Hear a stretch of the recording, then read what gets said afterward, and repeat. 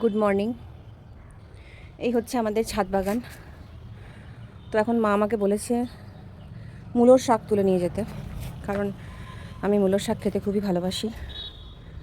সেজন্য মূলোর শাক নিয়ে যেতে বলেছে মা। এই যে ঝুড়ি কাঁচি, কিন্তু একটা বড়ো সমস্যা হয়ে গেছে, আমি না মূলোর শাক কোনটা বুঝতে পারছি না।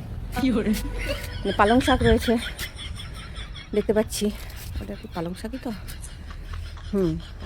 কিন্তু মানে আমার মূলোর শাক না পালং শাক ঠিক বুঝতে পারছি না আমি। তো ভারী সমস্যা হয়ে গেল।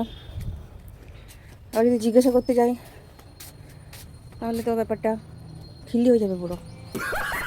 ফোন করে জিজ্ঞাসাই করিনি। ঠিক আছে, আচ্ছা, ফোন করে জানতে পারলাম যে আমি যে ছাদটাতে গেছিলাম সেই ছাদে কোথাও মূলোর শাক নেই। আর একটা ছোট্ট ছাদ আছে, সেখানে হয়েছে এই যে এইগুলো। কি দারুণ দেখতে লাগছে না? রিসেন্ট আমাদের বাড়িটা রং হয়েছে, যার জন্য আমাদের গাছগুলো একটু কেমন কেমন দেখতে হয়ে গেছে, বিশেষ করে ওপরের ছাদে। আর এটা হচ্ছে আমাদের গ্যারেজের উপরের ছাদটা।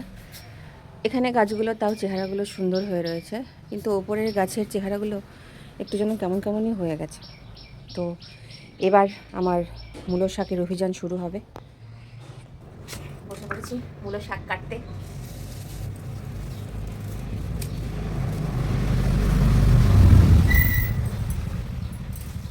মা খুব এই যতটা আমাদের জায়গা রয়েছে ততটা জায়গার মধ্যেই বাগান করে।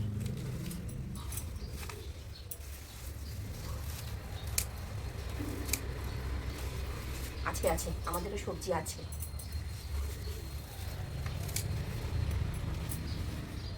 ঠিক আছে,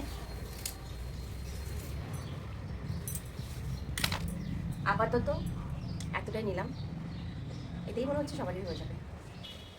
টাটা।